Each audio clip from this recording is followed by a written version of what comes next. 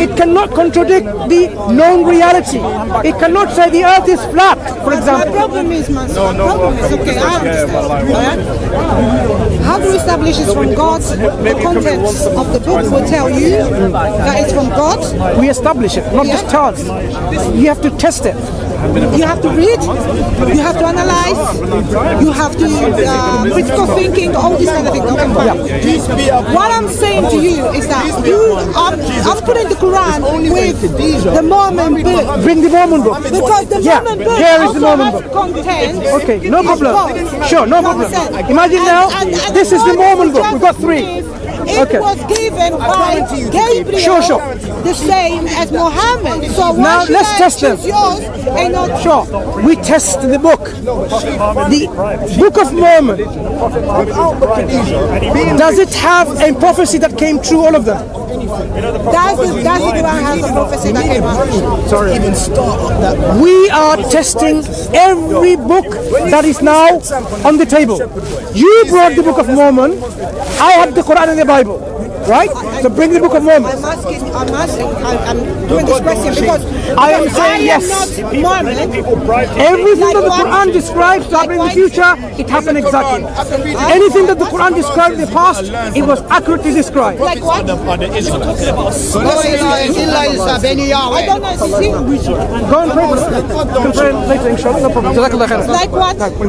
Now, like what? When the Quran describes about the nations of the past, for example, say Egyptian nation, Egypt and their gods, it describes about them that they believe themselves to be gods, and not even that, the Most High.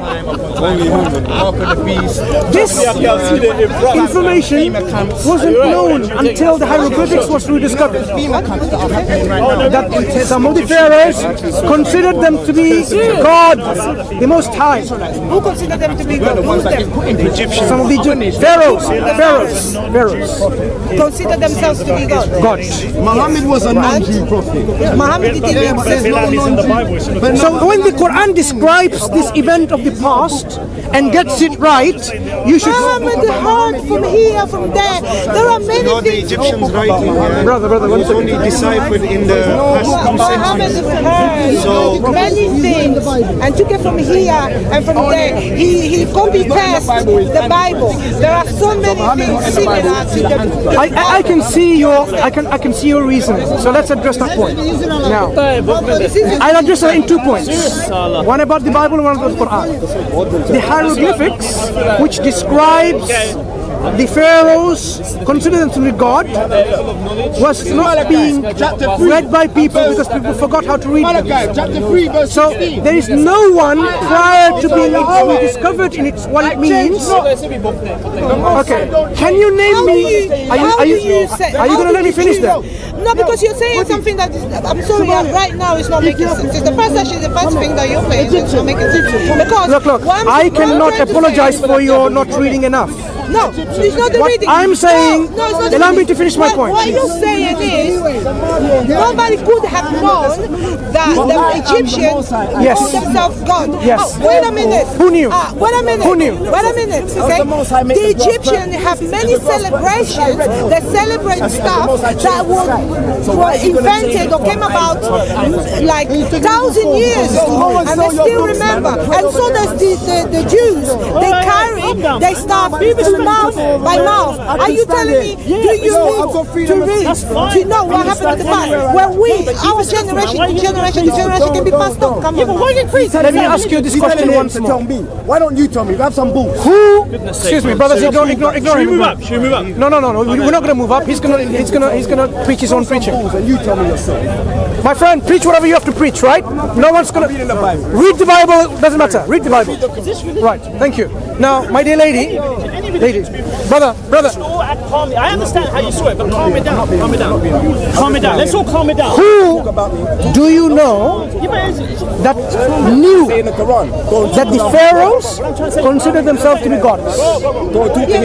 Who do you know? Who have you read? Have you read the books? I didn't read books, but I saw movies. Like 2 movies. Do you know that only after the discovery of the Rosetta Stone, Champollion, deciphered it, yeah. who deciphered the hieroglyphics. We came to know these things. Prior to that, we were not privy to the information. Mouth by mouth. Listen. You're making What just. happened to celebrate? What happened to the things that they celebrate that were invented thousands of years ago? Okay, 400,000 of years ago, and so even the Jews, they have celebrations that were thousands of years ago, and they determined to celebrate and pass on to their generation mouth through mouth, and even God commanded them to pass on to generation. Who from mouth to mouth pass that information? To write? Excuse me. To write, to No keep problem. a celebration. No problem. People were passing Which on. people, prior to the advent of Prophet Muhammad sallallahu alaihi wasallam, which people mentioned this information from mouth to mouth? About the Egyptian. Yeah. I You just made a claim. No, I'm saying Which people? It is not. It doesn't make sense that you say that people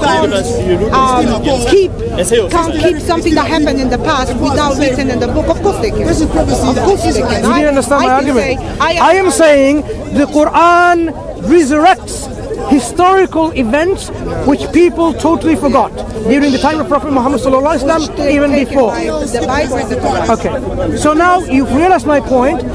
I have addressed that. My second point. You seem to think the Quran copies the information from the Bible, right? From the Torah and the Bible. Yeah. Sure. Have you heard of the Gilgamesh epic? The Atrahasis epic? The Enuma Elish epic? They predate the Bible by thousands of years. And guess what?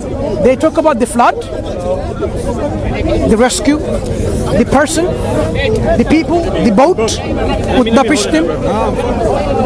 All of these information. Said no. You see your brother. Sorry. Thank you so much. I am not going to do that. Hang on. He's not recording. Dishonest person. You people dishonest. He told you many times not to film me, and I asked you not to film me. Okay? You're filming. Don't lie. You're filming me. I saw it. I was telling that you're filming me. You have to respect. I said I know this is Speaker's Corner. All right. I said because you're allowed to film whatever. Okay. But I said to Mansur, Can you if you're apologize for that? filming, She said, I am gonna leave it. I am gonna leave it. Do you want to No, delete but it? you said he wasn't. It's okay if he deletes it. No. Yeah, and we continue, I right? said if he was filming, I wasn't going. He apologized. He said sorry. So let him delete it. Now, the point I was making about the Gilgamesh epic and others is this. These predates the Bible for thousands of years. Some of them 1,500 years, 1,600 years, and so on, right? Very, very earlier than the Bible. They talk about flood stories, creation stories, and the way they talk about the order.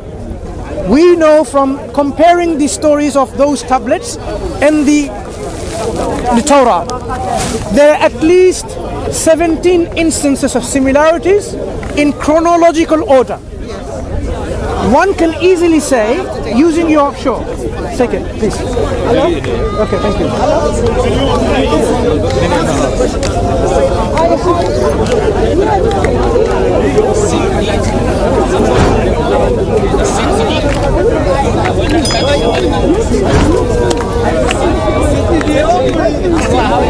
Is she on a phone call, Brother Mansur? What's going on? No, she's got a call.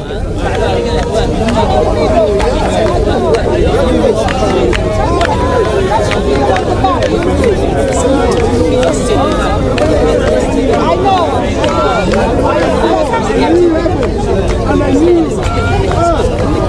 Okay, bye.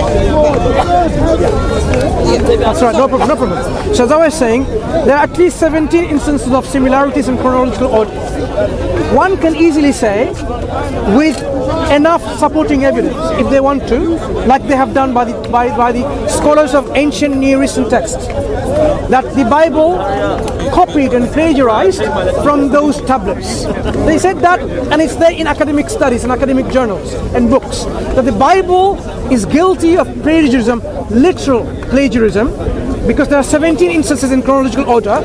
So the Bible is academically proven to have been plagiarized from this ancient Near Eastern text from Akkadiya, Babylonia, Mesopotamia, and Ugarit. Which part? The creation stories and flood. So if you use this argument, you have to now say the Bible was indeed copied from them. No, but wait a minute. The Bible admits that we use the Torah, okay? Right? If I use your material in his eyes more. and I ask permission to use your material, that's not plagiarism, okay? Because I asked your permission, you gave me permission. But the Bible, the same way, the First Testament, we know the First Testament belongs to Israel, and it belongs to Torah, okay? And it belongs to, what's the other one? What's the other book of the Jews? You know, So they have Tanakh, Torah, Nabiim, Ketubim.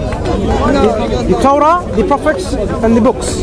Torah, Nabiim, prophets, Ketubim, books. No, that's the Tanakh. No, there's the Torah, and there's the other book, I forgot. Which one? Psalms? Not the Mishnah, Talmud, the Jews Tarbut. book, the Jews book. Where the prophecy of Prophet Isaiah is, and Prophet Jeremiah, and all these books, yeah? Okay. So we understand that we took those books from them, which is the First Testament. If you told me or showed to me evidences that there were plagiarism with the Second Testament, then that would be something else. Because the First Testament, we know it came from the Jews. But what I'm saying here is that still, it seems as if we're not going to get anywhere, because all I wanted is to know, why should I believe in Muhammad? I was about to establish that with criteria. So the point about plagiarism, I think we misunderstood my dear lady. I was saying the Torah, the Old Testament, according to the scholars of ancient Near Eastern text, is plagiarized from the Enuma Elish, Gilgamesh epic, and Atrahasis epic, which predates the Torah by thousands of years. Using your own logic or own reasoning, you have to admit and say, yes, according to my reasoning, the Torah is borrowed from those tablets, cuneiform tablets. No, you can read about it later. Yeah, okay. I'm not saying don't accept it, Yeah. but if you use the reasoning consistently, you have to reject the Torah because it's been borrowed from the ancient Near Eastern text. Well, I'll look But the other answer is actually more plausible. In reality, when God interacted with the people and there was a flood, this is history. People narrated history as much as they could write in their writing, in their oral traditions. People wrote it in tablets with exaggerations and embellishment and so on, and that's the surviving. Likewise, these stories have been transmitted in many other cultures and many other places. The Quran says this revelation is coming from the same God that gave the Torah, that gave the Injil. It's the same source. It narrates to us history, what happened, because the Quran cannot just simply ignore the mighty prophets and messengers that Allah sent, because they are our prophets. We learn from them. Allah gives them their examples. There are many witnesses. There are many examples of those prophets Allah provided for our own understanding of the reality, what happened before. What did the prophets bring? How they were successful, the people, by believing in the prophets, and how they were in ruin because they disbelieved in the prophets, how they were destroyed. There were many witnesses. Yeah. So the Quran. There are many Okay. witnesses. So now let's come back to the Quran. This one, the problem is one. Excuse me. The Quran is not one person. The Quran is a revelation from Allah that has now been able. That is now at our disposal for testing. If we apply those tests, can you find an error in the Quran? A contradiction, a discrepancy. This is even the challenge of the Quran is. Because if a book which claims to be from God, now hear this carefully. If a book is from God or claims to be from God, you would expect it to be free from errors, contradiction and discrepancies. I am still reading the Quran. Do you agree? I'm still reading. Do you agree? I agree, but I'm still Right. reading the Quran. But I believe there's many errors. Look. Which is he just mentioned, the one Like that what? says that the sun sets in the mud of paddle. Muddy paddle. Yes. But obviously, That doesn't you haven't been reading with deep reflection and deep reading. I am The still Quran, reading the let me Quran, answer but the I question know very there's clearly. many errors. When the Dhul-Qarnayn went in his travels, and when he reached the place of sunset, It appeared to him, he saw, wajada, he, Dhul Qarnayn, the one with two horns, the narration about that person, right? He saw the sun setting. When you go to a beach, do you see the sun setting in the ocean? If I go to Rio, yeah. So when Allah describes you, for example, that you went to the beach and listen please, and then Allah said, and you saw the sun setting in the beach, is that an error? Would that be an error? Sorry, I got distracted. Okay.